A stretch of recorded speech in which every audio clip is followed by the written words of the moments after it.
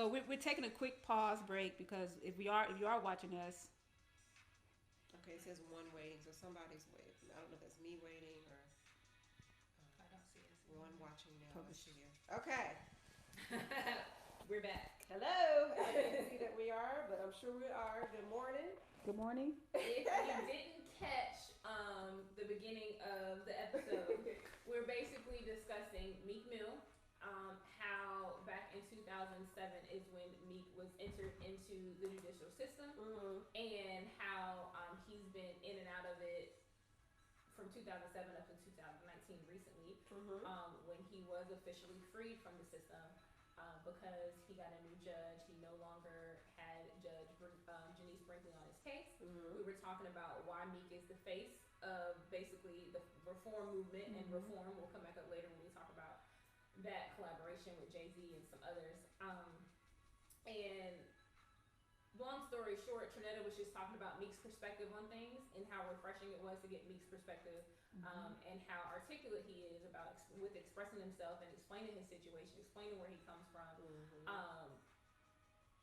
Basically, that's where we were. And I was gonna say, forgot what I was gonna say. It was good too. I was hoping that by the time I got there, it would come back to me, but it didn't.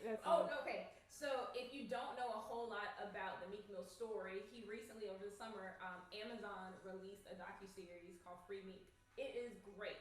It is amazing. It will challenge your emotions. It might make you want to fight, but hopefully, Are you always? No, I was kidding. well, but hopefully, right. I am always ready. But hopefully, in a different type of way, not necessarily like fight with your fists, but fight for human rights, fight for the rights of our people, fight to join like the reformation and what we're trying to do as a people with just taking it to the judicial system and giving it to them, giving back what they gave to us. So I think you should definitely see this on Amazon. It's called Free Meek. It came out this summer, and it basically gives you details from start, not to finish, because it didn't include his recent, the judge overthrowing everything, but it gives you a lot of good information, and it's interesting. It keeps you entertained as well, of course. But Meek kind of explains his struggle, and what we learned in that series is that the cops who were involved in the raid were dirty cops. Yep, dirty cops. And that was the basis of them reopening the case. That's how they got it thrown out. That's exactly how they got it thrown out. Yeah. Jay-Z and a group of lawyers, which if you watch it, you'll see they kind of got together. They started doing some digging on everybody. They did digging on Judge Janice Brinkley. They did digging on some of the cops that were involved. And they found out a lot.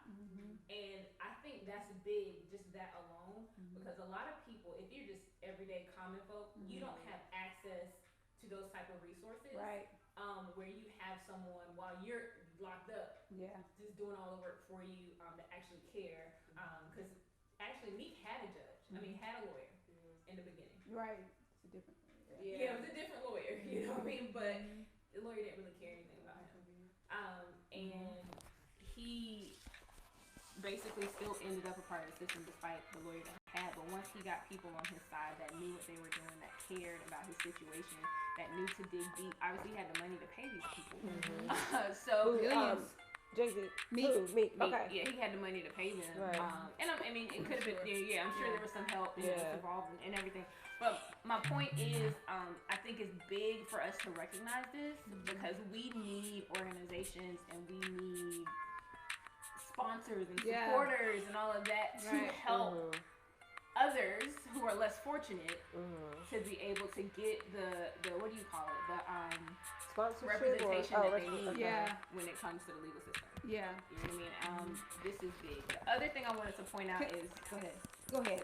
Oh, I wanted to not forget my thought when you said what's so big about them turning over, looking into the cops, is something I heard Meek say on one of the shows, is that now they're looking at the other cases they were associated with. They had to open up a bunch, and some of them they already did, and they got thrown out.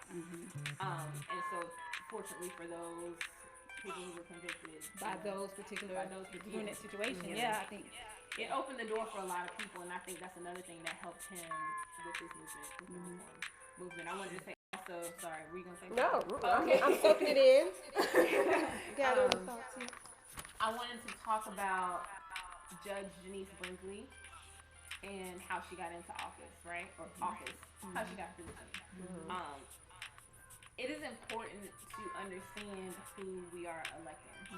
You know, there are certain positions in our government, in our judicial system, that the people actually can support or not support. Right. And it's important that with the upcoming elections and everything, that we all stay informed with your local government and with federal. You know, you need to know who you're putting in office. Somebody put her there. Yeah. Do you know what I mean? And so, did we really do our research? To look at her track record. To look at her track record. To look to see like what she stood for. I mean, because I feel like, and obviously the lawyer saw somewhere in there, we would have seen something that would say she may not be the best fit for this. She's not unbiased, you know, or whatever the case may be. That's important. And in this particular case, she, like you said, she's not unbiased. She had taken a personal interest in him that was unusual. Yes.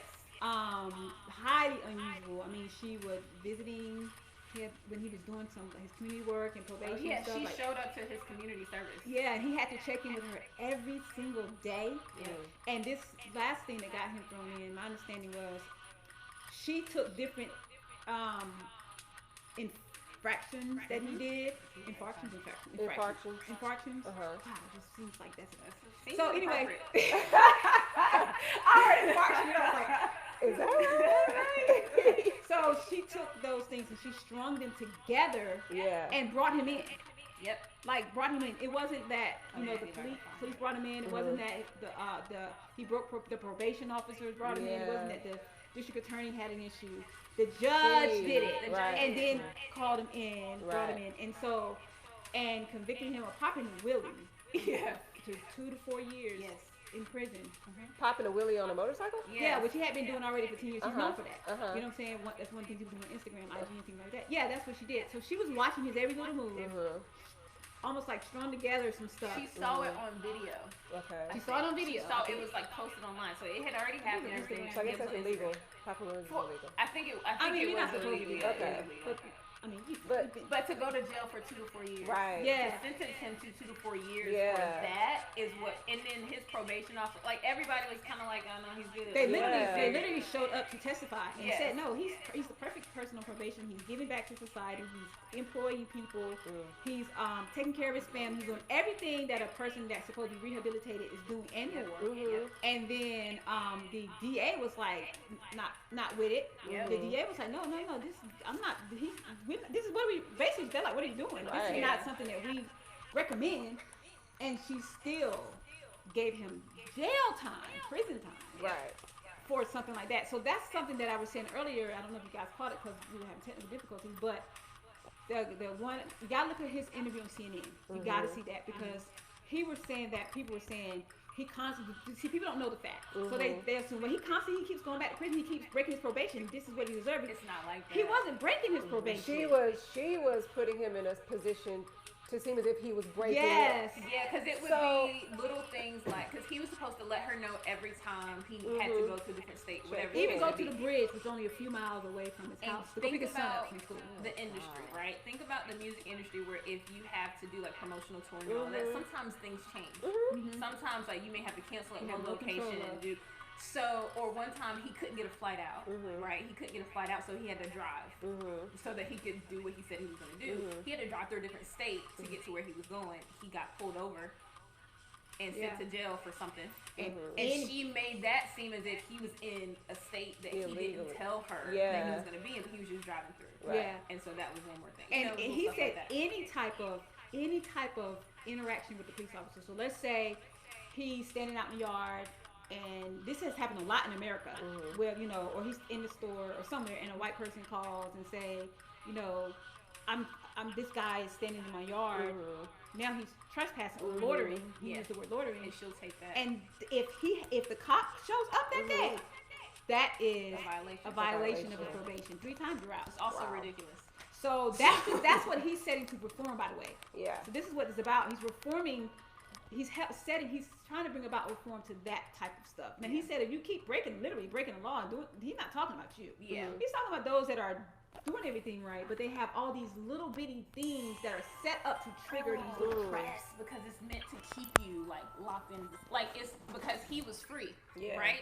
Like free as in not locked in a prison cell. Right. However, he was on probation for 10 years, and So he was in a prison cell. So he was still technically yeah. in prison. And okay, watch the documentaries, watch the interviews because you get a lot of information. But this also like tripped me out. She told him he couldn't work. She told this man that he could not work, which means he cannot make money. Like he was. And you have to pay probation. You have to pay yes. on probation. He was on house arrest, and she told him that he couldn't work even from home. And so what is he supposed to do? Like she he wants has to keep him mouths in to the cycle. feed. Right. You know, he has like what if he because that would turn into something else. Yeah. So, and he says that's how they our brothers end up back in the system. And people get offended when we say that the prison industrial system is to keep black people trapped, right? But I like how I don't know if he spent it or if he really feels this way, but I like when he said that anybody in my culture is trapped. So you could be a white person growing up in the ghetto or in where I grew up from, and ghetto term means something different to me, by the way. And we went through that one day. It's not exactly it's not as derogatory as people make it today. But if you live in the hood, and then if you're white or and then you still get in the system, you'll be trapped. You'll be still in the system that will pay you 8 cents an hour to work. It's slavery. But that was so offensive to people when he said that in his music, him and Jay-Z in the lyrics and stuff. And then him and Jay-Z actually referenced Kanye. They did. It's so funny because that kind of ties into our next topic. But they referenced Kanye and how how he was saying how the red hat, and how he has the. So is he being forced to do that? Who? Kanye. That's what they're saying. No. They're saying that Kanye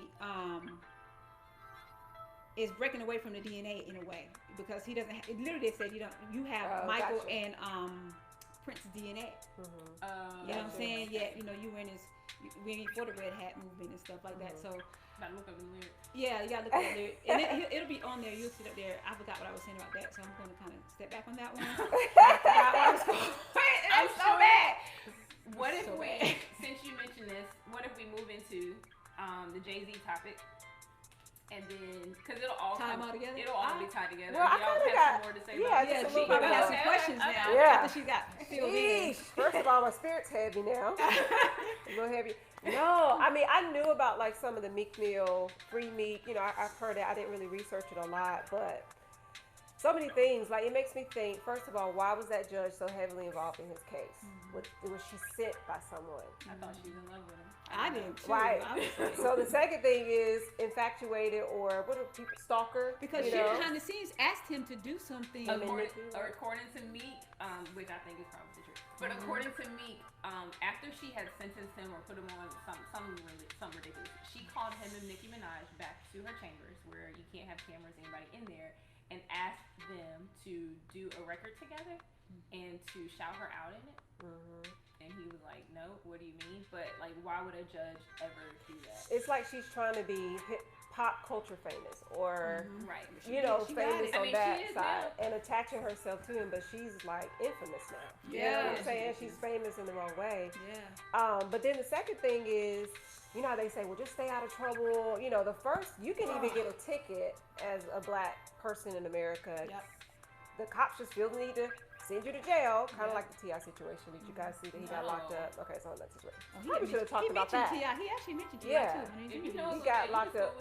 Man, I'll screw you on that. But they can send you to jail, and then you're in the system, right? So you can just get in the system by just driving while black. He got in the system because he got suspended from school, went to school, the first arrest ever, went to school because he didn't want to tell his single mom that he was suspended so she wouldn't have to take off of work. So he went to school because he wanted to be somewhere where she thought he was going to be. He was not supposed to be on school property. That's how he got into it. How old is Meek, by the way? 32 now. So that was 22.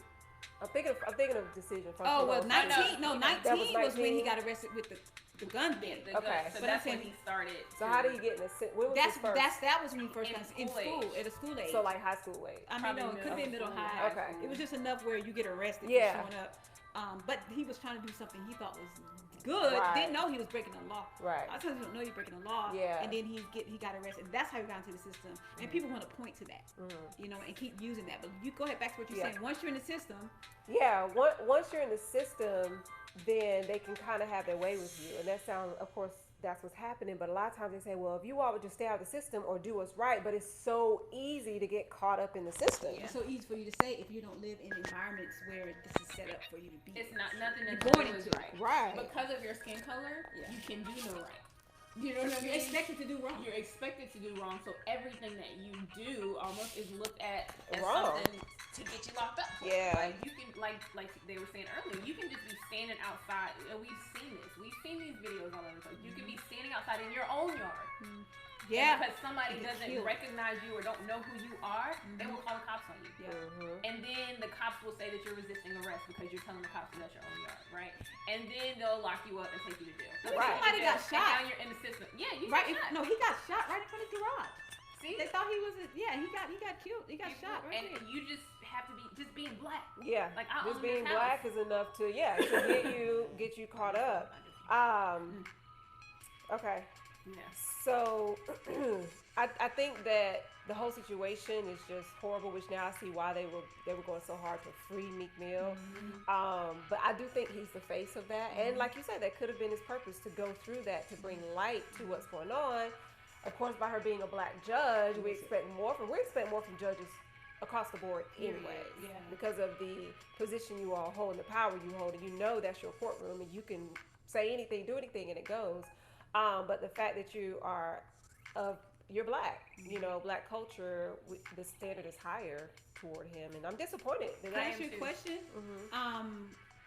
So, because I know there's some black people feel different things, different ways, but do you feel as though when you do arrive to a certain level, or you do have a certain level of influence in life, do you owe it to your community to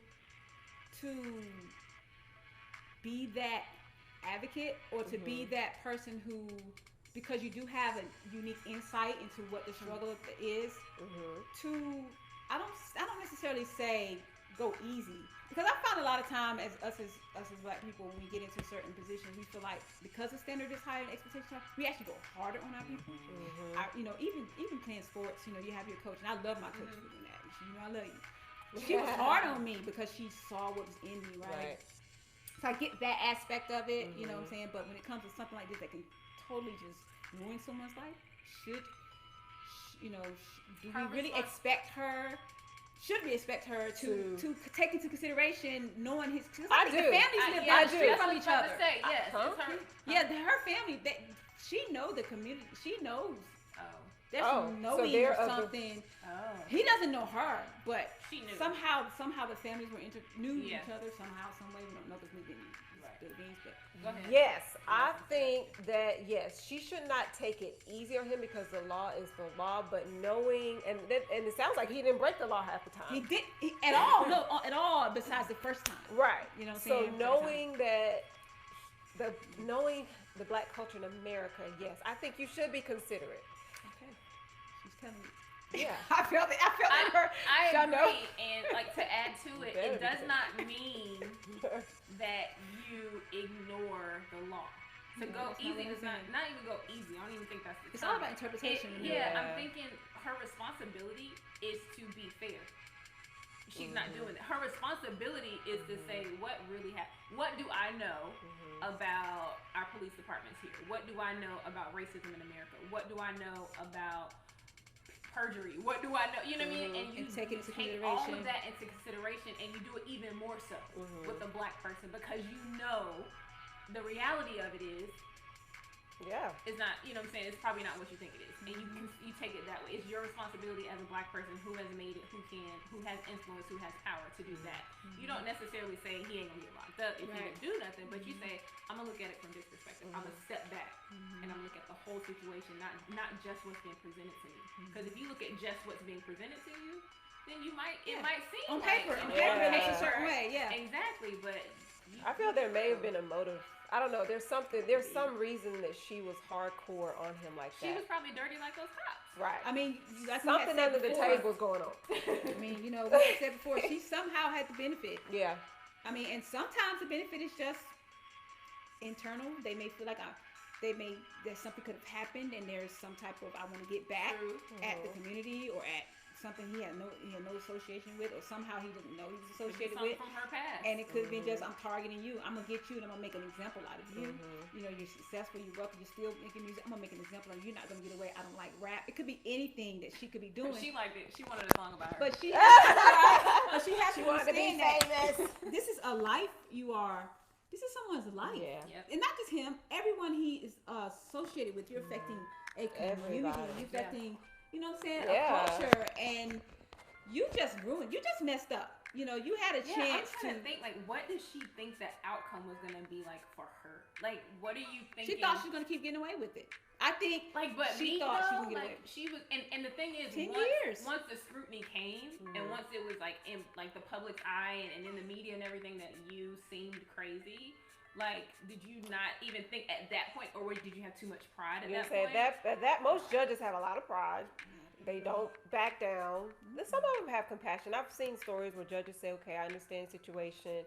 Just pay the parking ticket and you're gone." You know, but they have a lot of power, and so if she's power hungry and power adrenaline, you know, driven, then she gonna keep it going, and she don't care. At this point, the attention is on her. At this point, she's in the limelight. Oh, you reap what you sow. So that's a golden like rule. that. You can't do people like that.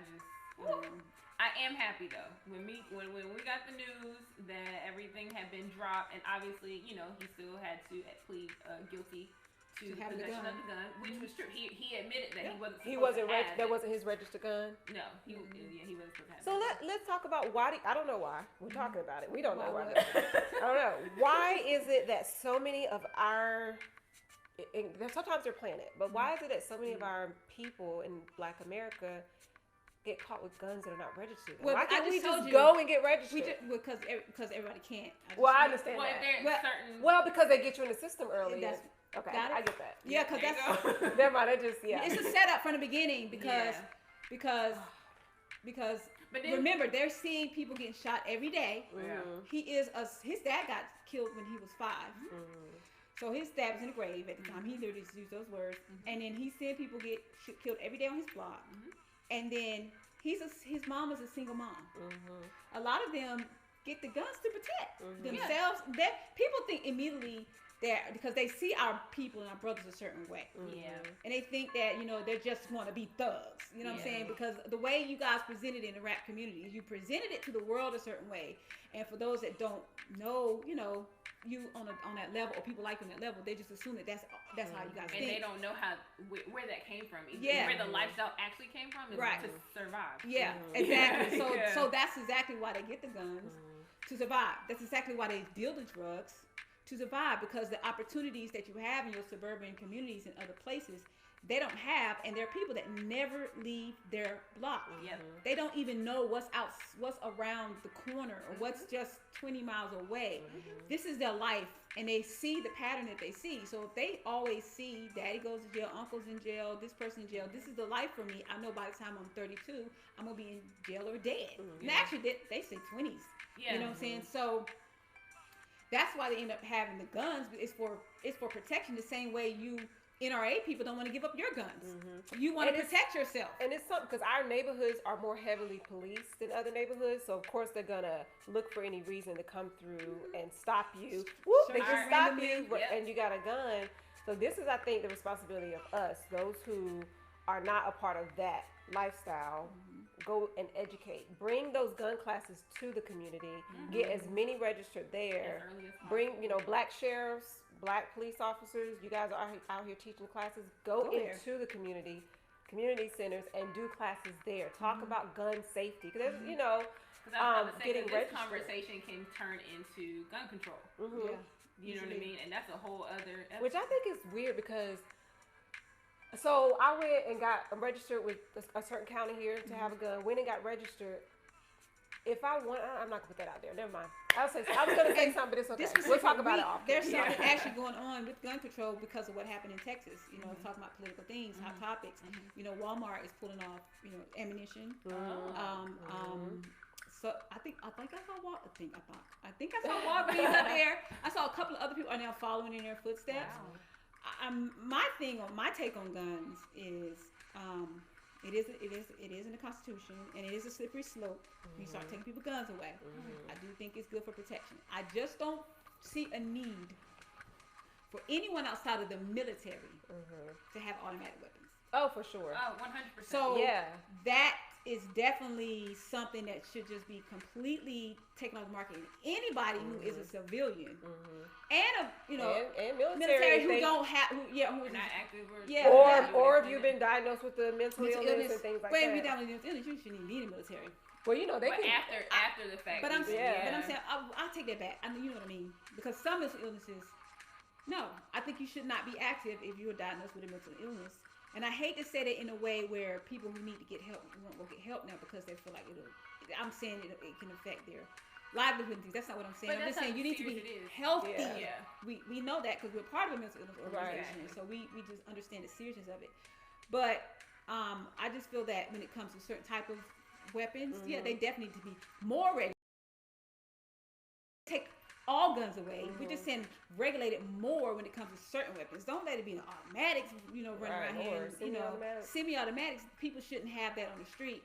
Bro, assessments and all. Yeah, I'm gonna say these gun shops, all about the dollar. They are selling guns to individuals without checking their background. And they should be held more responsible. And I think medical. I think medical records should be, and they may be, I don't know, should be included in the background because especially for guns. Yeah. Because you're giving guns to people who shouldn't have them. And they're saying that this guy, he couldn't get it. He didn't get it from the gun shop. It was a private sale, so private sales are not regulated. So yeah, I think instead of taking the guns away, you're right. Just change the regulation. Just change the regulation. Because I want my gun. I need to protect myself. Yeah, of course. Obviously, even with regulation, there will be illegal transfer of guns, right? But you will minimize a lot of these issues if y'all. But there's another side of the argument. Yeah, there's another side, and that's why I just. But how would you do this with regulation if they were to, new laws were to come into place? What about those who already have them? Like, how do you regulate people who already have? Because go into the home. Well, then now you're going into a whole nother. Exactly. I mean, I think those who haven't run new background checks, and mental records. And I say that because I was going to say earlier, I went and I took the class. Got registered. Went downtown, turned in my registration to get my concealed weapon license. And they had to process it. Took a while for them to process it. I went back to go pick up my concealed weapon license. They didn't check me. I could have gone to jail. I could commit a crime. You know what I'm saying? So nothing, they didn't change. They didn't see what happened in between you coming back to get it. But I was like, because they fingerprinted me, did background, all of that. Okay, you're clear. It took me a while, to go and pick it up.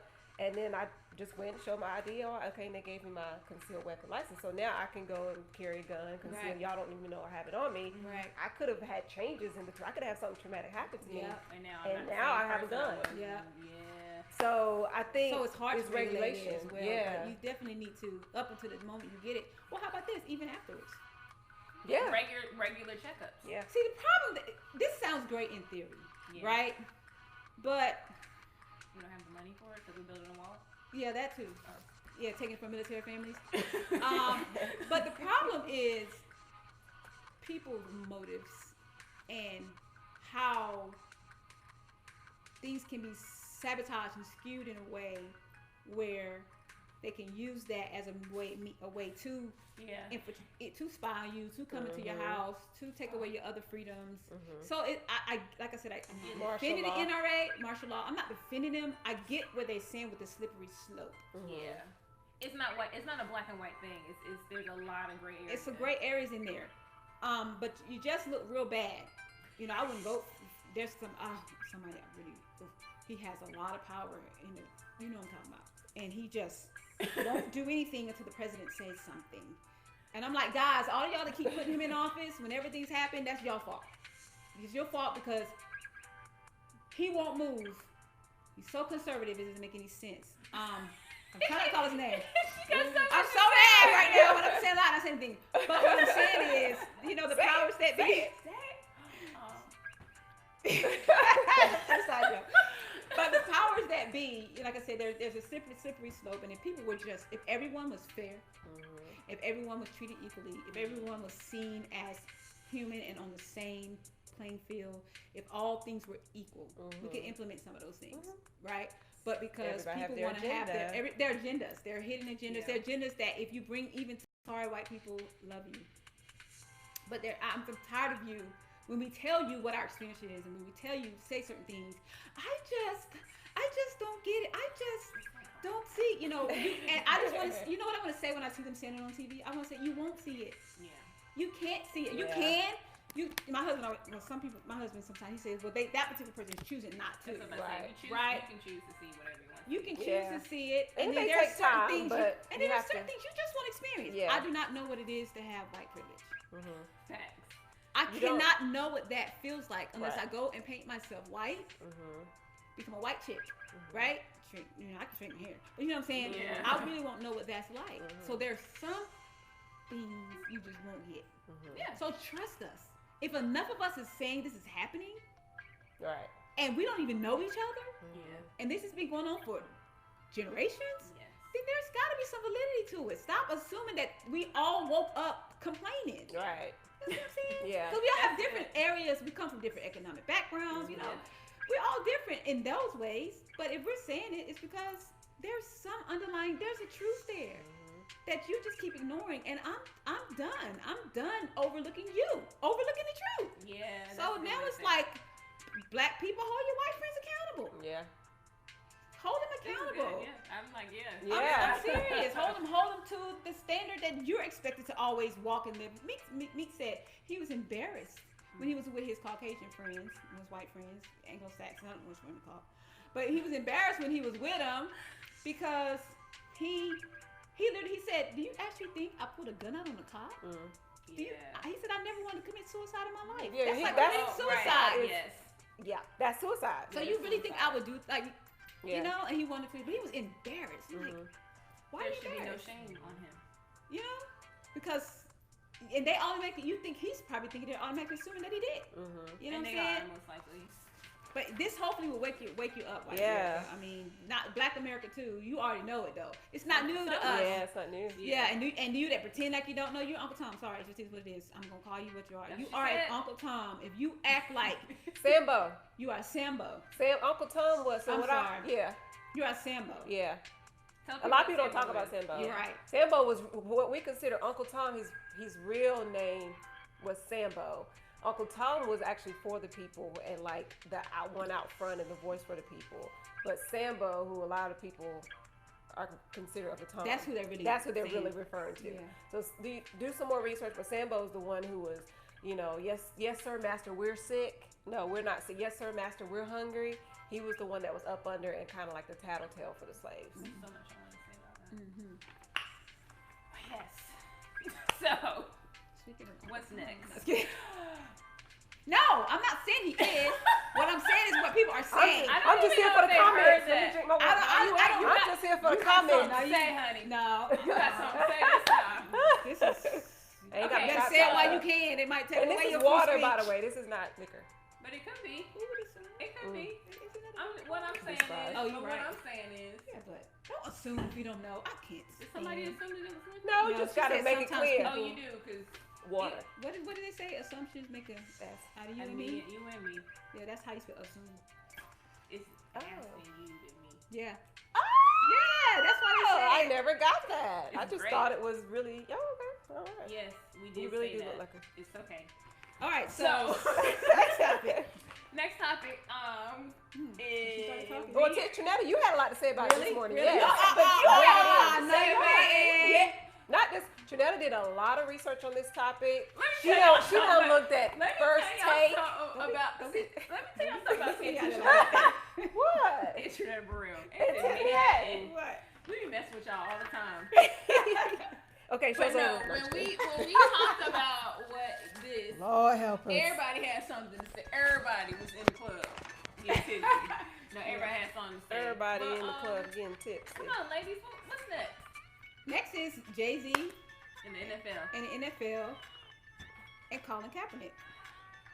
And how Jay-Z is getting a lot of backlash. That's a good way to say that. Yes. Based off of his decision to partner with the NFL. And in my opinion, the backlash is because he left off Kaepernick in his deal. It's a lot more to it in a way. It's a lot deeper, but in a way it's not. Basically, he chose to partner with them. And he made a statement in one of his interviews that, we've kneeled enough in so many words. Oh, yeah, that was in the press What did he conference, say? which is available. We've kneeled enough. Yeah. It's I just time out wanna make sure they heard time out for kneeling. It's time to move on. It's from time to kneeling. move on from kneeling. Mm-hmm. And I see both sides of this argument. I don't know Jay-Z personally, so I'm careful about assuming what's in somebody's head, Right. what their actual plan is. I do feel like he's a very strategic person, Right. so he doesn't do anything without thinking, planning, consulting, doing his thing. You do have to give things time to really see. Hindsight is more clear. Right now, we're just doing a lot of assuming ourselves. But we also consider what he said in the past, and you kind of marry that with what's going on, and that's where this juxtaposition is going on. Where this conflict. Wait a minute, which side of it are you on? It's hard to tell.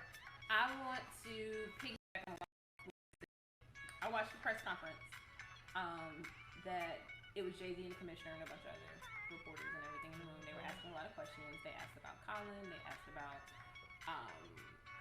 the movement. They asked about all of that, right? So what I took away was a lot. Like Trinetta said, she understands both sides. I do too. And I haven't leaned to one or the other. But I will say this. I'm giving Jay-Z the benefit of the doubt, right? I mean, who am I? I'm taking head, right? Jay-Z has no idea who I am. However, let's just be honest. Half of us that's commenting, we really don't even know. And honestly, if you watch the press conference, kind of doesn't care. No. And that's because he knows what he's doing, right? And so that's what I'm looking at. I'm like, I see Jay-Z's track record as a black man who loves his people. There's a lot to that as well. But you look at what he puts out there as far as his support for the community. Look what he did in the Meek Mill case. Look what he's doing with reform. Just social justice in general. Like, you can't say that the man does not play a huge role. You can't ignore what he does. You cannot ignore it just because of this deal with the NFL. But what I will say is, okay, Jay, like, when I watched it, I was like, all right, I do understand what Jay-Z is saying. I'm going to give him the benefit of the doubt. But if he does not come through, there's a possibility that, like, just in my little life over here, I may cancel him. You know what I'm saying? There's expectations that I think we all have as a people after seeing his track record. And we're caught off guard with this because everybody was just boycotting the NFL. And including him, from what we rumors have it, like, he encouraged or discouraged someone from actually performing for the halftime show at what do you call it? Super Bowl. Right? Forget that word in this house. Yeah. Oh, I know, right? In the studio. Y'all get that? Y'all like, why they laugh like that? We always do that. No, that's that. I will say though, if you listen to what Jay-Z said in that comment that he made in context, what he is saying, context is everything. What I caught from context, what I got. We might get a debate today. Yeah, because we're normally like, yeah, girl, that's right. Let me tell y'all. Always agree. Don't be talking about Facebook. What I got was he's not saying that what Collin did and what others may continue to do is not necessary. It is necessary for the cause. He's not saying that it's not needed. He's saying, what do you do after that? That's what I understood. So after we kneel, right? And we keep kneeling. What do? It's like, but we're doing something. He's doing something. He's saying, doing something. Okay, so that's what he's doing. So he's saying, he's not saying what do we do. He's saying this is what I've chosen to do. Exactly. Make This it is the make it part- clear, Jay. I think He did. Okay. Well, I think he did. Because I understood it. That's that how way. I understood it too. Yeah, so he's saying Because he's speaking for the people, but he can't speak. He can speak for who he wants to speak for, but I don't think all the people are rallying behind him. no, Well, like, no, because they but- don't know that not all the people didn't listen to the press conference. So Right. but there are some people who are speaking out who are very informed. You know what I'm saying? So I'm not gonna say that, but I do think. That's what he's like. So now what do we do? I think he could have worded that differently though, because it did come off a little bit kind of cold, kind of like, all right, we've knelt enough. Now And let's go do something. he also said in the interview though, I'm not dismissing. He did say I'm that. not dismissing what he did and the purpose of it and the greatness of it. Exactly. What I don't think he could have. I don't think he misworded it. I think if it would have been me, I would have said, "Great, thank God." Okay, I'll put it this way: we're doing a lot of marching. Yeah. We're doing a lot of marching. But what's next? That's Because exactly what what happens I'm saying. is we march. They say, "Oh, they're gonna march," and then they still do what they want to do. Because they know we just don't march. So that's that's how I took it. Where I think he missed, where I think he didn't, and this is hindsight. This is not me in that situation, that pressure under the light.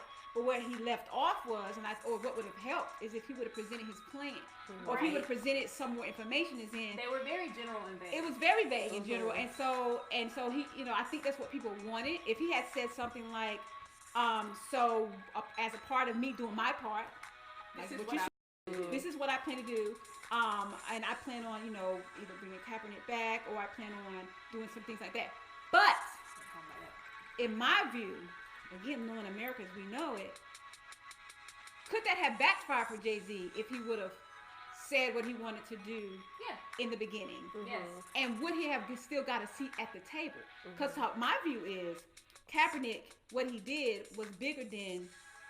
First of all, it wasn't even against the NFL in the beginning. This was an American thing. The players kneeling had no problem with the NFL. They had a problem with America. The Right? national anthem. What was going on in America. Yeah. And that's why they chose to take that position. Then, when it started affecting the NFL's pocket, when it started affecting them Because as the their white people did not like that, and so whatever support they were probably getting financially, maybe from some of the big dogs. not the big dogs and the patrons. And the patrons. The patrons were also people in the military. So even some black people didn't like it because that flag meant something different to them.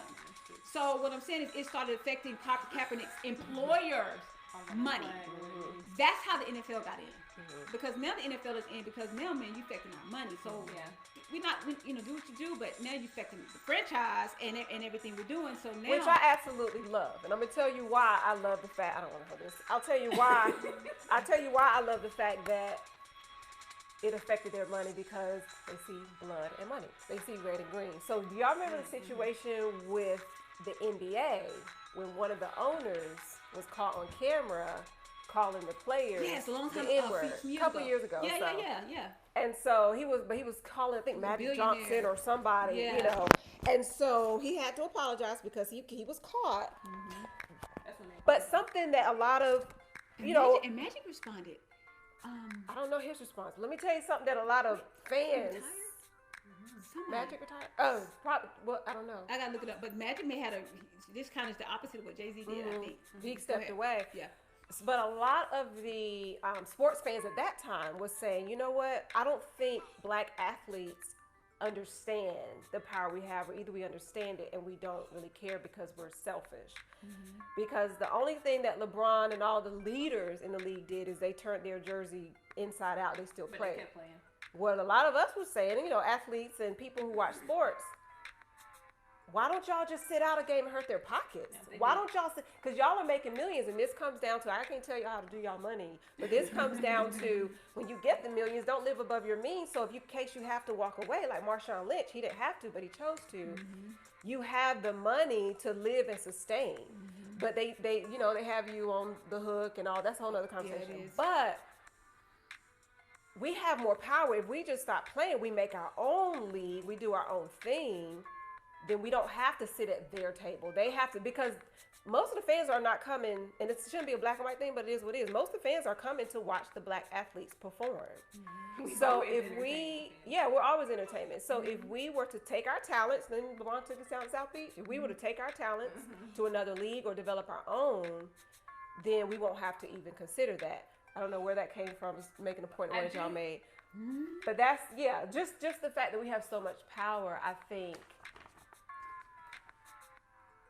I think some people were scared to kneel because, I need this money, because I need the money for the contract. You I need mean like this, the white people that just put their hand on the black guy's shoulders when they No, kneel? he's talking about some of the black people. Some of the black people, kneel. they was like, I'm not going to get into that conversation or that race. You can have that, but I think it takes bravery to step out, and I think if we understood our power, we would take a stand, like Muhammad Ali did. Yes, when Muhammad Ali was a great example. Adding to this and incorporating Jay-Z at the same time, when Jay-Z said that, I don't remember if Jay-Z said it or the commissioner said it, but the deal had nothing to do with Collin. Okay. Yeah. That was in that press conference somehow, somewhere. Yeah. Okay, here I am, me and my ambiguous self, right? Devil's advocate, but you got to see things from that perspective, right? No matter your perspective. And kind of, thinking about the kneeling and all of that. So Collin knew what he was doing, and he knew what he was risking, right? So after a while, of course, in the beginning, I don't think he thought he was gonna lose his job, maybe. But once remember, in the beginning, it wasn't against the NFL. Right. It was against America. And he didn't have a problem with the NFL in the beginning. Right. That's what at least I would think that once the reality, like that idea was kind of like, okay, he's about to do. Did I say it? Did I say it? What are you saying? Right. Totally got lost. Yeah. Oh, okay. But I didn't say it anymore. Oh. Gotcha. I do think, though, Collin knew that his job was at risk, and he before Jay-Z, before any of this, he, as a grown man, decided that this is what I'm going to do no matter the consequences. That's right. He knew that. Most leaders do, though. Right, exactly. Yeah. So Jay-Z's deal has nothing to do with Collin. So Jay-Z should have I don't know the backstory. I only saw the clip I saw. But I feel like if that had nothing to do with Collin, unless somebody at the table brought that question to him, because it was a press conference, right? Yeah, they probably asked. Said that, they asked about, of course they asked about Collin. He said that it was discussed. He said that he talked to Collin. He didn't say when, so let's just I would put that out there too, because that was the thing. Like, he talked to Collin before he made his deal. In the press conference, Jay-Z said he never talked to Collin before he made the deal. He just said he talked to Collin. So that could have been after the fact to let him know so he wouldn't find out in the media, whatever. Does Colin Kaepernick agree with it? Most likely not. I responded at some point. I don't have those facts, so you got to. And the deal was in the making for a year or so, for several. But my thing is, like, at least consider that. When building your argument of whether or not you want to support Jay-Z or not, think about how Collin is a grown man in and of himself, and how everybody makes their own decisions, and how he's responsible for his own actions. He's responsible for his own actions. I'm with him. Don't get me wrong. 100% support him and everything. And I wish he did have a job. I wish he was still playing. And he got a job. I'm sure. Yeah, he got the opportunity to play. Yeah, and at this point, I wouldn't. And even so, commissioner said he could play for any team that he wants to right now. Will the team pick him Well, up? yeah, that's one thing. But when he did have offers, my understanding, and I had to go back and do the research, but based off of what I was seeing, when he did have the offer to come and work for his employer. Remember when we talking about relationship here. Like you said, his employer was saying your job is on the line. Right. And you made a choice to, okay, well, I'll lose my job because to me it's bigger than this job. It's much bigger than that, right? Well, other people within your franchise employer, the one that said, look, you can come work for us, but when you show up, your disposition or your paraphernalia, your clothing or whatever you did, you sabotage your opportunity to go play, or maybe you weren't grateful enough. And I hear you graded in 80% of the quarterbacks in the league, and definitely better than the ones on the sideline sitting, back up. But you gotta know what you're playing with. You gotta understand. And so when he made that decision to continue to kneel, even though his job was on the line, and then he had other job offers, and he was still doing his thing, to me and to the world, you were making a statement that you're bigger than the NFL, and that you may have even ambitions bigger than that, because now you're not just a regular, you're not trying to come back to be just a football player. Right. You seem to be want to be something bigger, but you say it every day, you're ready. So when you're ready and the opportunity came, you should have took them. If you were just that ready. If you really wanted, and if that's what you actually wanted. That's what I'm saying. I think he wanted to be able to marry the two, not change who he is, and still be able to play. And that's not the reality. Can I come to your job and play by my own rules, No. or do I have to come to your job and play by your rules? Right. And Which to me, means that's start what your it is. own. Well, yeah, if you have the, Because you know how people say, funding and the support. Yeah. There's a lot to it than just. but I starting think your own. I think this is the beginning of that though. Well, I think so too, but I feel that.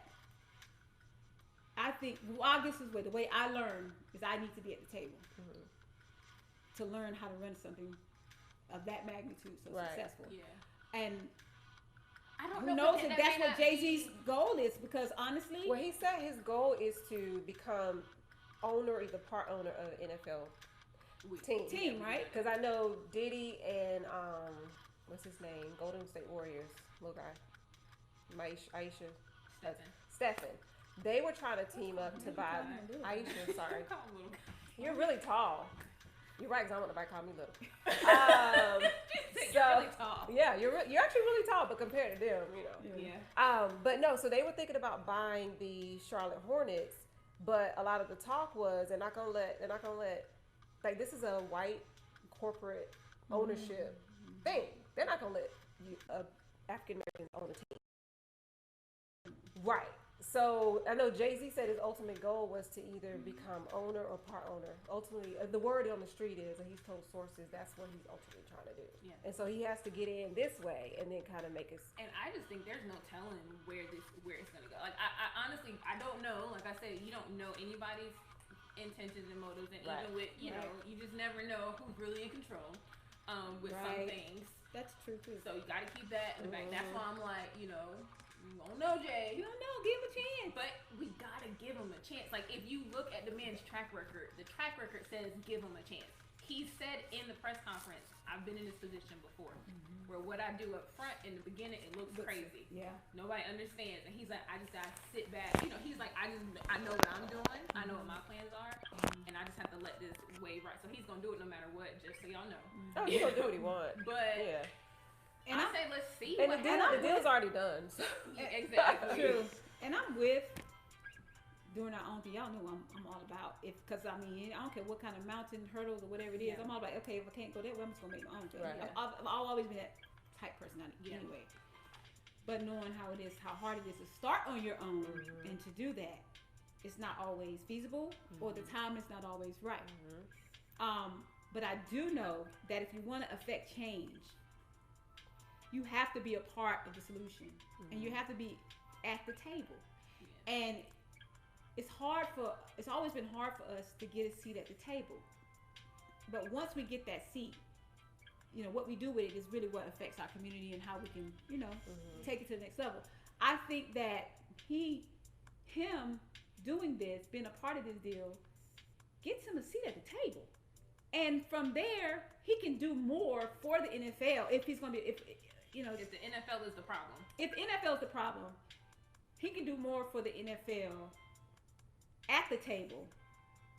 I mean, for the players. Yeah. When I say NFL, I ain't talking about the organization. I'm talking about the people. Yeah. He can be more for them and represent them in the conversations at the table when he can be at the table.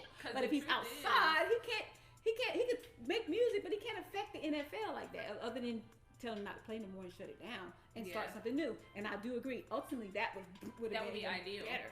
And we got two things I wanted to say. One, I feel like I was rambling. Sorry about that. You weren't rambling. Okay.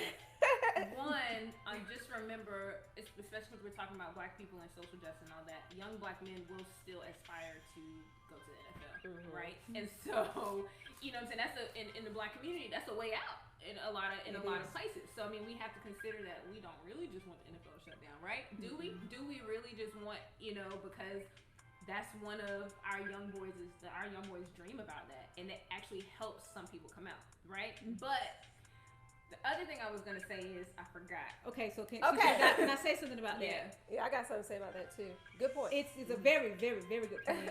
It's a sad point. It is sad. But it is reality. Yes. So with it being sad, because look, we want you to aspire to be way more other things. There's so much more you can do, and it's really damaging to your body. It's really damaging to your mind. You have a short-lived career. I know people who have metal in their shins and have injuries that they said no money is worth the sacrifices that you make to get there. But on the flip side, I mean, it's the opportunities that's given to you. You have opportunity to make a lot of money. You have opportunity to influence a lot of people. You have opportunity to do good. It's all about what you do with it when you get it, right? Yep. I think that's my thing. Once you get there, you guys are making all this money, you know, and you want to still are playing now, you know, do more. Consider start out with a little league that becomes another league, Yeah. then becomes another league, and next thing you know, or invest in these other leagues that are already out here, AAUs I and agree. all the 'Cause if they organizations do that it are already out together here. as a culture, for the We'll culture, create our own league we will buy into it. because it already exists. We It will already buy into exists, it. right? And they do have. I don't know if they have enough money. They probably have enough money combined to Well, I do mean, all you need is So- somebody to support this team, this team, this team, and this team, Yeah. and all of a sudden Right. you gotta leave. You need a place to play, Yeah. and from there you Yeah. build a And league. all And that's what I was saying about Collin. May not happen overnight, but there's so many people behind him and so many resources. If he stepped out and built a vision to make it plain, it can happen. That's good. Um, That could be what you do. Right. But to answer your question, do we need the NFL? No. We don't. I mean- agree on one.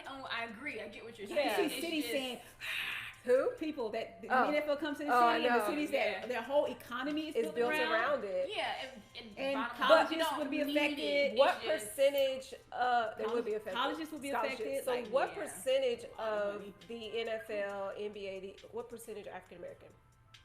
We don't I know. don't know, 80, but I would 90, assume 70, it. at least 70. at least Minimum. Maybe that's 80. probably low. Yeah. So we are But the this ones. is with everything that we do, though. I know. If we like Music. anything, I know. if we Fashion. stop spending, if we stop like the shopping, if we stop listening to your music, if we stop buying your clothes, if we stop supporting whatever it is, if our people stop, everything shuts down. Yeah. Because America's built on us. Yes. In So more like ways than Tyler one. Perry was saying with his award that he accepted, people, I guess his son is big for his age. And people are like, is he going to play NFL? He said, no, my son will not play NFL unless he owns the team or owns the league. And so that's just going from a worker, mindset. right? He was like, It we makes have sense. to go from a worker. Oh, they gave me $5 million. He said, don't get me wrong, $5 million is a lot of money.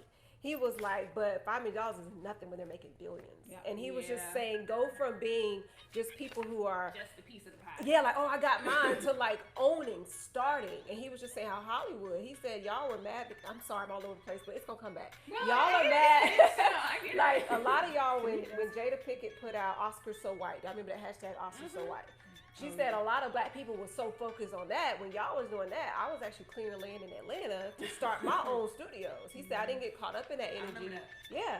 So he was just saying, know when to step away, know when to separate. That's good. And they don't really they accept him, but they don't accept him. Yeah. He doesn't get his Fair It's share kind of of like, yeah, it's Tyler Perry. he has a right. his way in. But a lot of black, Sidney Poitier came to him. He was saying and just was crying and saying thank you. They designated the studio in his name. The beautiful lady our great grandmother looks like. Cicely Tyson. She was crying and saying thank you because you revived my acting career. Yeah. Like a lot of the older, even black, actors are just saying Taraji. thank you, Taraji, Tika, because he did something for them that Hollywood wouldn't do. Yeah. And they're still powerful, they're influential. So I think having that mentality of yes, a seat at the table is great.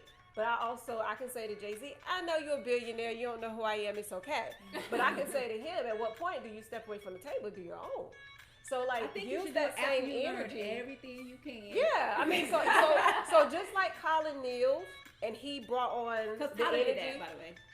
Yeah, so just like Collin kneeled and he brought on the energy of sparking this so that Jay-Z can sit on at the table. At some point, that I believe, this is my opinion, that phases out and then we do our own because I That could live be the next step. It could Yes. be- That's why I said we don't know what his plan is. we It's know what like- he said, but you know he can't say everything.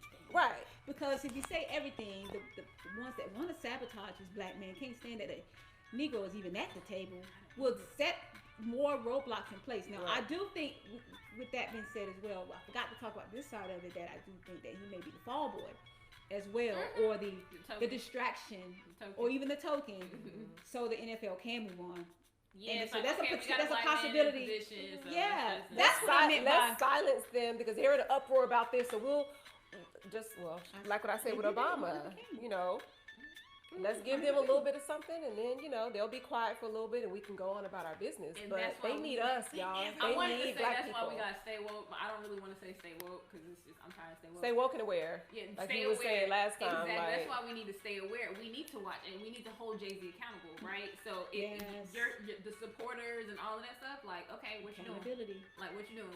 Or if it got that bad, you could stop supporting his businesses. Because I'm gonna tell y'all something. I have lived with a man who has played football since he was a little bitty boy who loves, not necessarily NFL, loves football, understands football, adores football. He said, and I asked him this, we had this conversation a few months ago, if the NFL were to shut down and these guys take their talent and start their own league, would you still watch it? He said, yes, because I love football. So I don't think it's really the NFL. Their brand is strong. Of course, it's an NFL multi-billion-dollar business, the commercials and the sponsorships, but those companies are going to follow the talent. So if we take that talent and start something else, the fans are going to be there, the tickets are going to get sold, the viewers are going to be there. I don't really think it boils down to, trying to support the NFL. It's supporting the black people who are being affected. And like you were saying, when Collin kneeling, it wasn't about the NFL, it was about America. But because he was in the NFL using that platform, they're saying you can't use our platform and go somewhere else and do that mess. Yeah. That's pretty much what they were telling him. And he was saying, wait a minute, we're in America. You guys are using our black talent. Why can't we express our freedom? So, which you can. Yeah. But you can't. But not on my platform. Not on my platform. And not on my dime. And my you right. work, when you at work, like I can't just like pray in the middle of working. You know what I'm saying? You gotta Even work. though I have a freedom of whatever, I still gotta work. You gotta pray in your spirit while you and not that kneeling affected anything. was really affecting. He It didn't wasn't disrespect affecting. He wasn't disrespecting.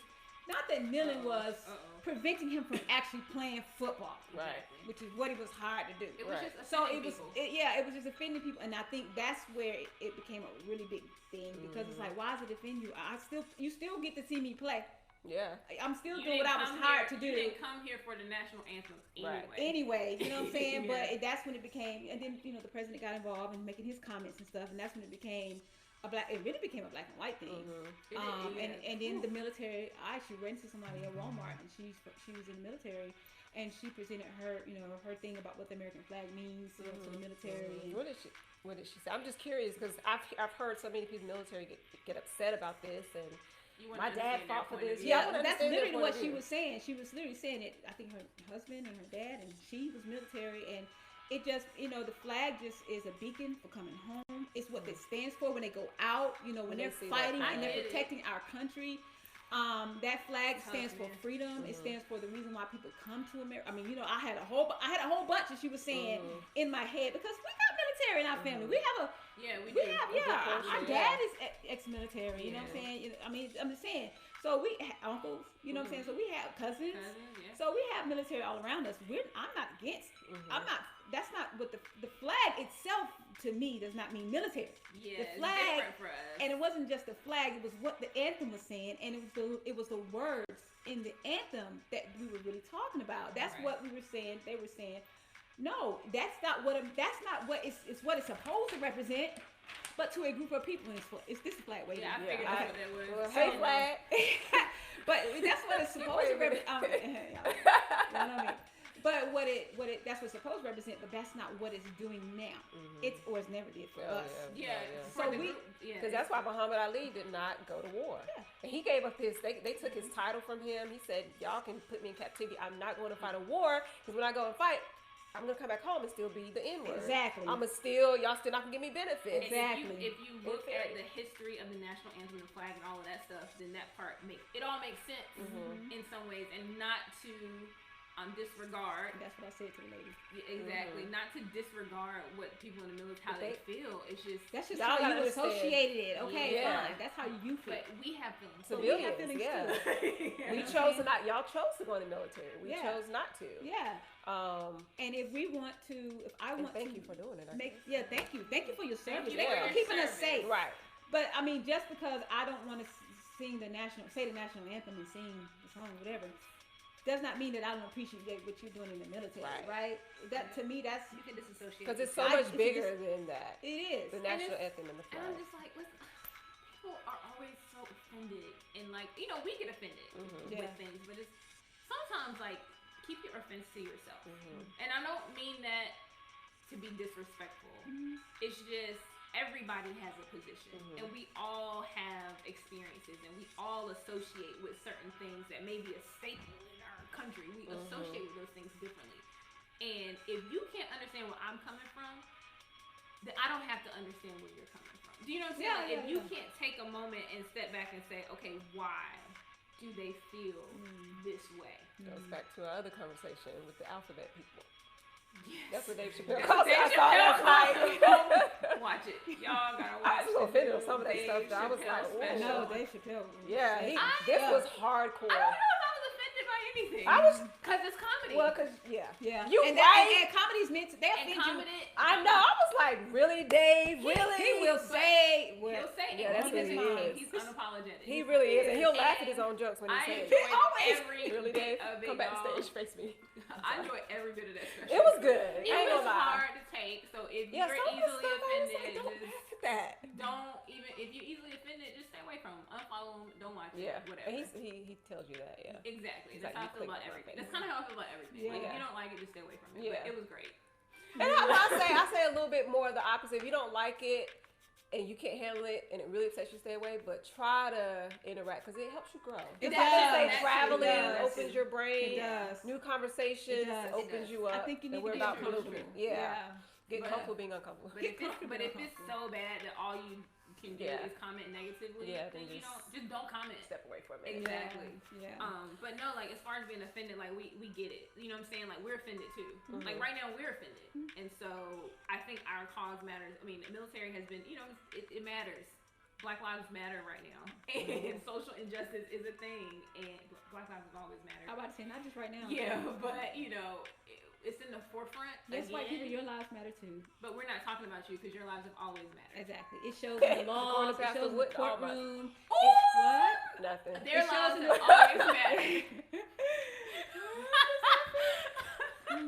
But what we're saying is, you know, it's just like, I just think that people, like you said, are so offended and they want to be heard and they forget the context of the thing. That too. Why are we saying Black Lives Matter? Come on, guys. We're not saying it because we're not just saying just Because we want want to feel important. We're saying it Because because y'all gonna make sure we try because today anyway. it doesn't seem to matter when it should matter in the courtroom. It doesn't seem to matter. We're getting shot. We were getting shot and killed in the streets. We are. Still are by the police, and they get to walk away, and nobody. And you don't want us to question how is it that a black man cannot have any weapon on him, nothing be found on him. He gets killed, and we understand in our community why. You know what I'm saying? When we have these real conversations, you know what I'm saying. But he can die by at the hand of a cop who was moved from another precinct or fired because he was too rough. She's talking about. You talking about no different situations. Oh, okay. Some of these cops come from on paper. Oh my God, they shouldn't even been there because they have a history of roughing up people, and so they put them in our neighborhood because that's what you're there. You're not there to protect us. You're there to police us. And then you kill the guy, and you have this background, and yet when you go to court, nobody's. But law doesn't stand for a fight for us. We White can supremacy. die. So White supremacy our is lives our matter end too. goal. add to that, Black Lives Matter. It's not even just physical death all the time. It's you get there, like I said, and they say one thing or another. Next thing you know, you're arrested. You're in the system. And it may not be physical There you death, go. but then you're dead to society. You can't get in a sense job, because You can't get a your job. And kids. now this happened. And now that happened because you have a record. It's like, no, like we matter. Like, leave us alone. We're not doing Yeah. anything. And we can say that we shouldn't say it out of fear, but fear is a real thing because we're married to black men. Yes. Yes. And our husbands are working citizens. Our Yeah. husbands, they do us right. They're raising families. They're Yeah. committed. They're not And they raising could just sons. get stopped, or they could just be somewhere that someone Oh, feels they should not gosh. be and minding their business, walking, Yep. whatever. literally and every then time get we leave the house. I'm yeah, every and get time. caught up in something. So as women, we are passionate about this topic. We'll forever be. Yeah. And it's not going anywhere. Because we married, because of our black men, we married to him. Our father's black. raising Our them. cousins are black, and we're raising them. Yeah. So I mean, we're gonna always be passionate about our men and the way they get treated, you know, and starting to trickle over into other brown men and other, you know, and women as well. But it started with us, and we're going to be passionate about it because we've already lost a lot of them to the system that we were talked about in the very beginning. That most of our men are in the hospital. Are in the jail or in the grave. And there's a lot I hear. I hear you say. I hear you, white America, and other people in America who don't know anything about the struggle, obviously, say some things as though we put ourselves there. But you got to go back and look at history. Stop talking about things without researching it and going back and figuring out the why. And go back and see what we're saying. There's a lot of thought going on. And by the way, I just want to ask you guys a question. This just came to my mind. I don't know if it's off script. No, I'm just kidding. No, kind of. And you guys may know this, but the colonization and gentrification that's going on right now, the gentrification that's going on right now, it's still colonization to me. I know, that's why I smile. In our community, where do we go? To the rural areas. Out to the country, we're not where you going don't to have suburban. access. Nope. We're going to the rural areas. That happened to a close family member on my husband's side. Buying the block, renovating, flipping houses, downtown Raleigh, raising rent, making it to where it's not livable, nowhere to go, out to the country. They found Oxford, like Henderson, like out. Way out. To where you don't have access to bus line, you don't have access you to don't things. have a car and stuff. You stuck. Yeah. You just question. What They have do something we to do with have? cleaning up the neighborhood and stuff that people say. That's why. Do we? Okay. Oh, dang! I got two things to say because now you brought up gentrification. But I wanted to say before I want to comment on gentrification. I want to say this about what Trent said. Like do your research before you talk about it. And you know, here on TribeTalk, we will do research. We'll look up, but the key thing, and we'll discuss it, right? But what we want, and when we talk about this, what we want is for our people to be more informed. So it's good to sit here and have the conversation and talk about our opinions, but some information we leave out because it's important for you yourself to go get it for yourself, to understand it for yourself, so that you can in your day to day you really understand what's going on. Research is like key, and that's one of the reasons why we want to talk about hot topics. Obviously, because it's hot topics. But also because not because we're trying to be trendy or viral. There's a purpose. There's a purpose. Yeah. Exactly. The purpose is understanding that the information that you gather matters, and you can do something with that information. Like we were talking about going to vote. We were talking about like starting movements, starting organizations, creating your own. All of that comes from getting research, understanding what's going on in the world, being informed, understanding what's going on in the background, not just what is put on social media, put on the news, like understanding and like just getting I'm sorry, and then getting out of your feelings. I think, we get caught up in, they're not gonna outdo me. Like, if you look at the Hispanic population, they come together, they live together until they can get it right. They do what they gotta do. And they have the abuelas and the abuela live with them. Like, like that's a part of it.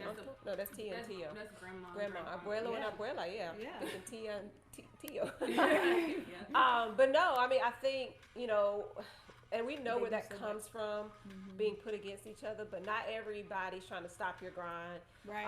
Not everybody, just reach out. Right. Once you find out what's going on, reach out to those and say, hey, we're in the same industry, or hey, I know somebody who can connect you with this. It's called a Black Wall Street.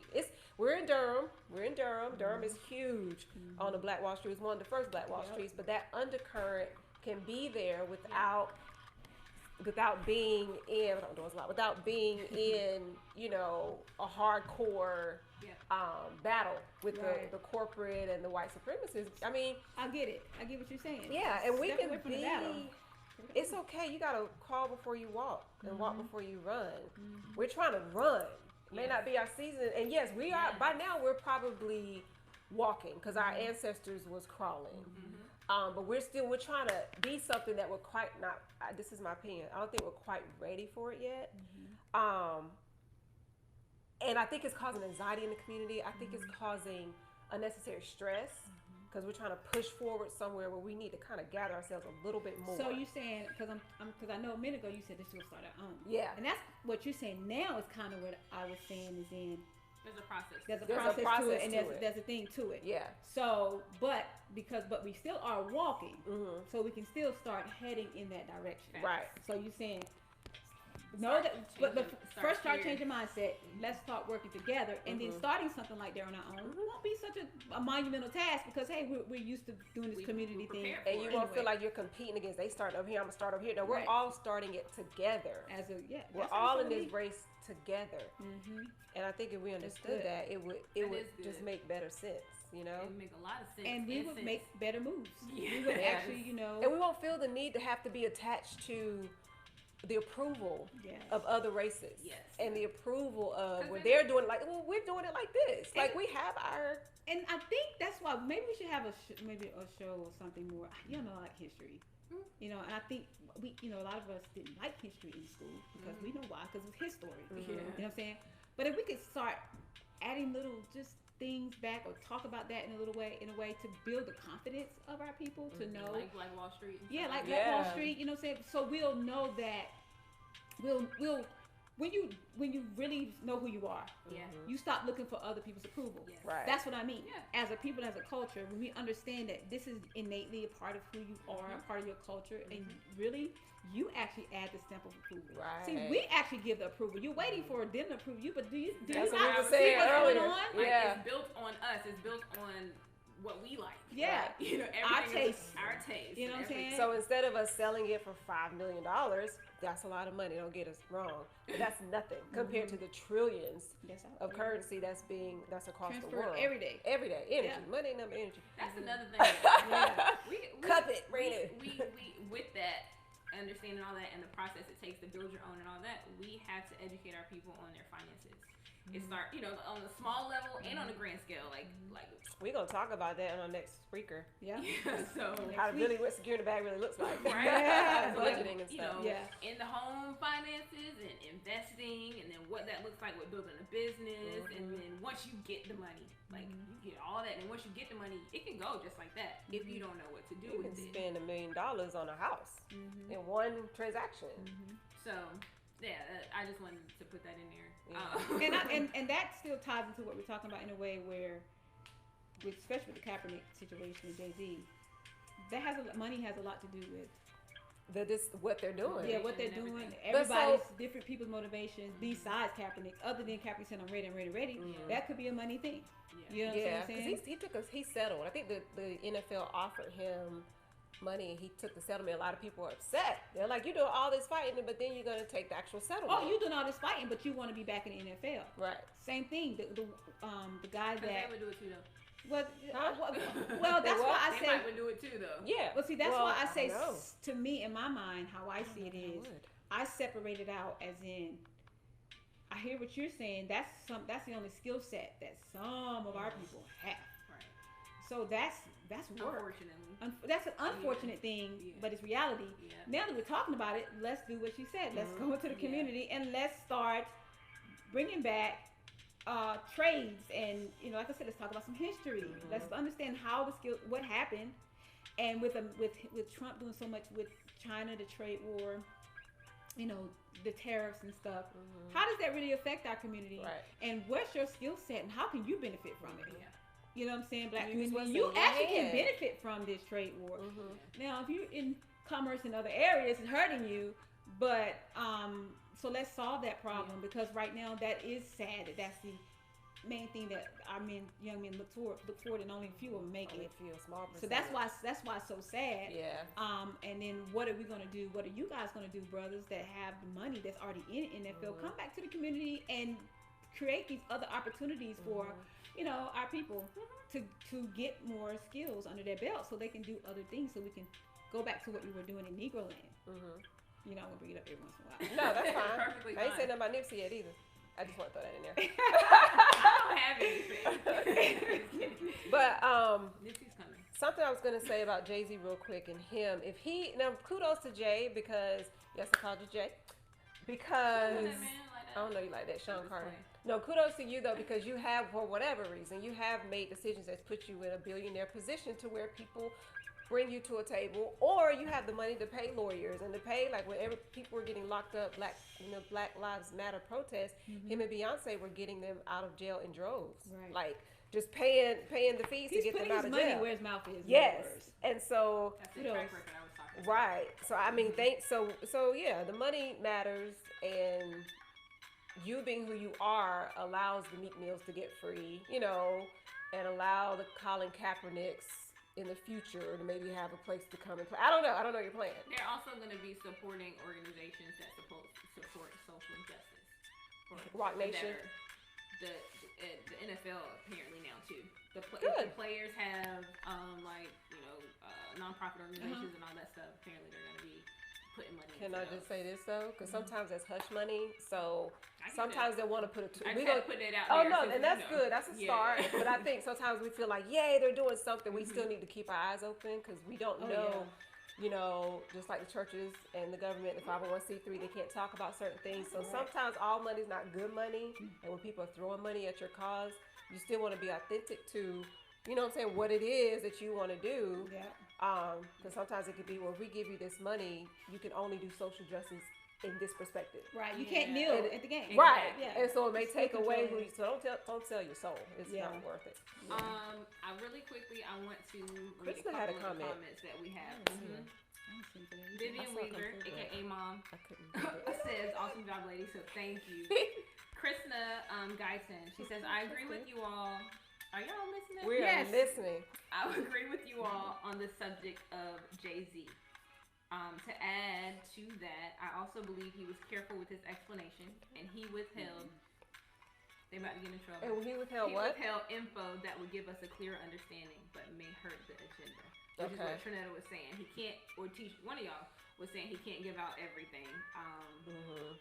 So yes, so that was that. She also said, "That's absolutely correct, Tiffany. We're responsible for our actions and the outcome that comes with it." And I think that was when I was talking about Collin. And Collin knew.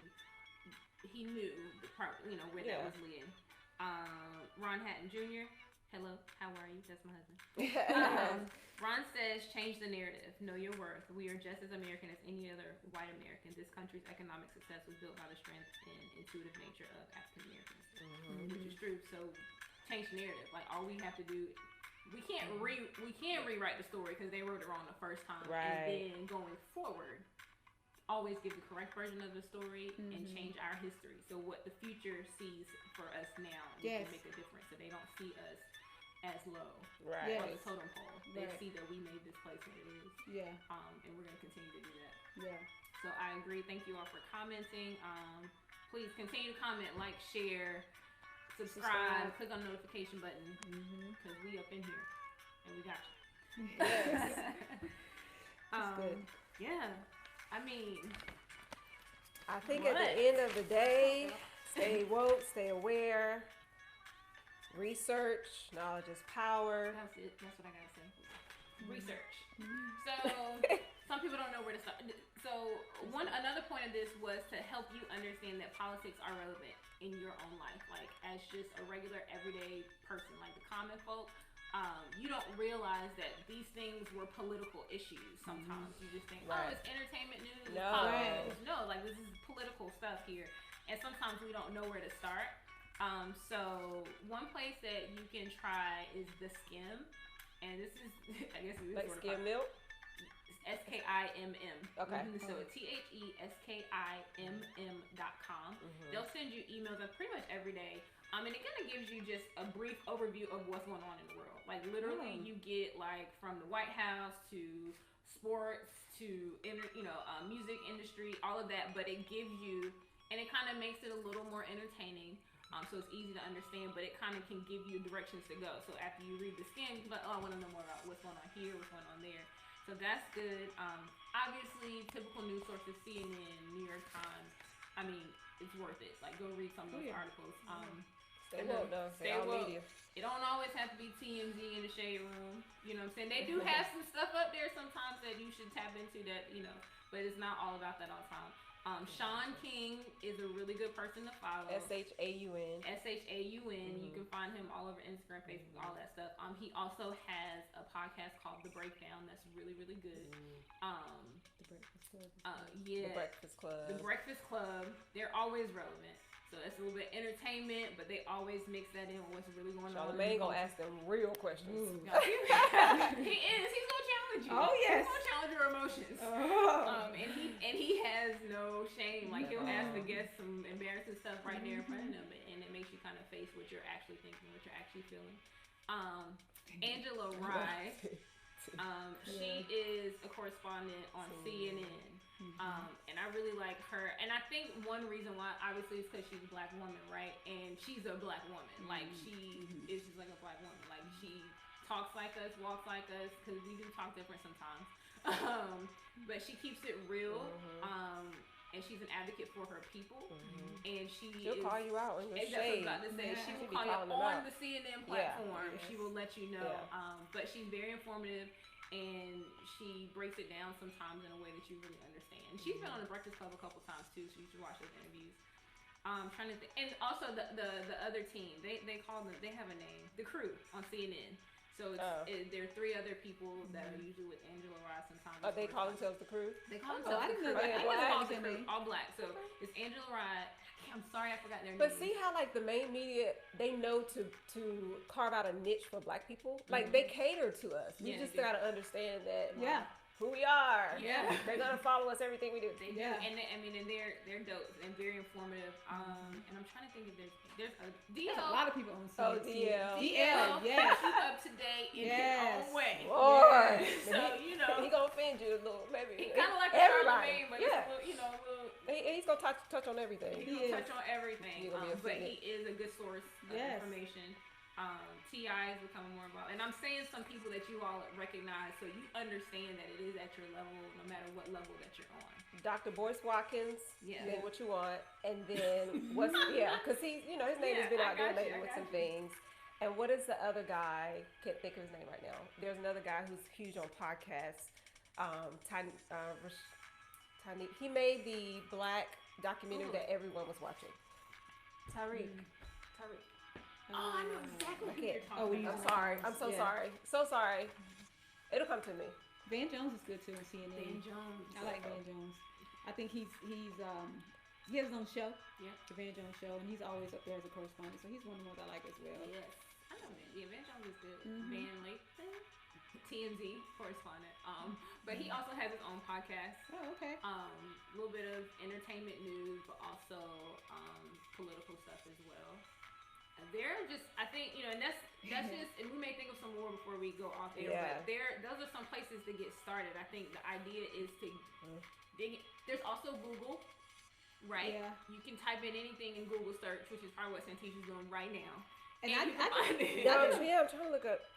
I get a lot of my news really from 2 things. I follow our local news station, and so we get tweets. I don't know if you guys see those tweets that come in, what's going on locally. So I follow them on Twitter, and they'll tweet the the local hotline, hot topics, and then hotline. And then I also on my Apple News app, like I think it follows whatever I normally. So it picks up it tracks me. Everything. Yeah, I should know myself. I think I should know better than that. And then so I'll see my Apple News. It comes in, and I'll take the time to read that as well. So, and then from there, like you said, I'll just start researching and following people on subscribing to other YouTube channels, because there are a lot of underground news. Literally, the Underground Network. There's a lot of news channels on YouTube that I follow. Yes.